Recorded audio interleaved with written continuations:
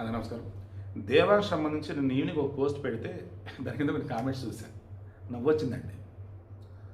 లక్షల మంది వచ్చే తిరుమలలో, లక్షల మందికి అన్నదానం జరిగే తిరుమలలో వాళ్ళు ఓ రోజు మొత్తానికి అయ్యే ఖర్చు ఏదైతే అన్నదానానికి విరాళంగా ఇస్తే అక్కడ ఎందుకు చేసుకున్నారు, ఒక అనాథ శరణాలయం చేసుకోవచ్చు కదని చెప్పేసి ఒక కామెంట్ పెట్టారు. తర్వాత దేవాంశ్ వచ్చేసి సీఎం మనవడు కదా, ఆ మాత్రం ఉండేదని ఇంకొంతమంది ఇక ఏమో నెగిటివ్ వేలో మాట్లాడుతూ కామెంట్స్. ఒక్కసారి ఆలోచించండి. దేవాంశ్ 100 కోట్లు, మేబీ 1000 కోట్లు ఇంకా అయినట్లేదు, 100 కోట్లు.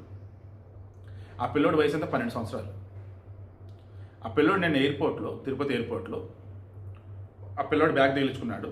వాళ్ళ ఫ్యామిలీ సంబంధించిన బట్టలు సామాను ఏమిటని ఒక ఇదేంటే సూట్ కేసు ఆ పిల్లోడే తీసుకొని దెన్ ఇంకా ముందుకు వచ్చేసాడు. ఇంకా అక్కడ సెక్యూరిటీ స్టాఫ్ ఉన్నారు, అక్కడ ఆపారు.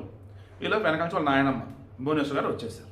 అక్కడ ఉన్న అడుగుతున్నారు, సీఎం మనవడే ఉండి ఇవన్నీ మోసుకుంటూ వస్తున్నాడు ఏంటండి అని. అప్పుడు ఆమె చెప్పారు, పిల్లోడికి మనవన్నీ నేర్పాలి కదమ్మా అని. అందుకే నేను నా పోస్ట్ పెట్టి ఇప్పుడు ఈ వీడియో కూడా అందుకే ఇస్తున్నాను. దేవాంష్కి వాళ్ళు బాధ్యత నేర్పుతున్నారు. అందరితో ఎలా ఉండాలి ఏంటన్నది కుప్పంలో ఎవ్రీ ఇయర్ సంక్రాంతికి సంబంధించిన నారావారిపల్లిలో అప్పుడు సంబరాలు జరుగుతాయి, అందరితో ఆడిపాడతాడు.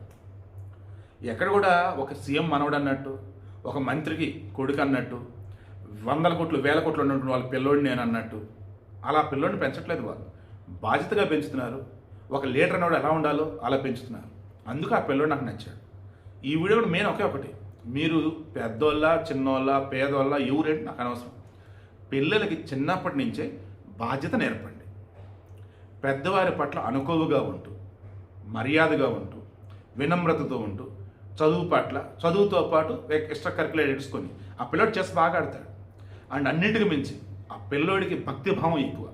శివుడు అంటే ఆరాధన.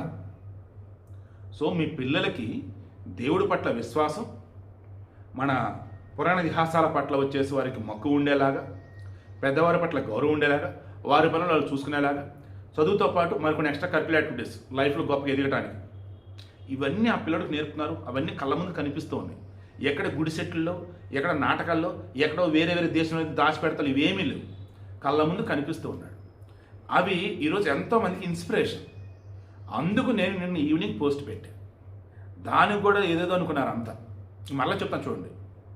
నేను ఒకరిని పొగిడినా తిట్టినా, దేవుడైనా నరుడైనా ఎవరైనా, హీరో అయినా, గేట్ దగ్గర వాచ్మెన్ అయినా, పిఎం అయినా, సీఎం అయినా, ఊర్లో వార్డు మెంబర్ అయినా, మా ఇంటి దగ్గర వాచ్మెన్ అయినా, ఎవరినైనా గురించి కానీ నేను ఒక వీడియో చేస్తున్నాను అంటే ఏదో ఒక్క పాయింట్ ఉపయోగపడేది మనకు ఉండింది.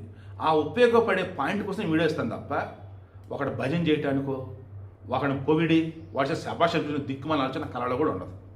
అది నేను నా ఛానల్ చూడటం ద్వారా మీకు ఉపయోగం పొంది, నా ఛానల్లో వీడియో 10 మందికి షేర్ చేయడం ద్వారా అరే మంచి వీడియో షేర్ చేశారని చెప్పి 10 మందికి మీకు అప్రిషియేషన్ ఉంటుంది అనుకుంటే హ్యాపీగా చూడండి, 10 మందికి చెప్పండి ప్లీజ్.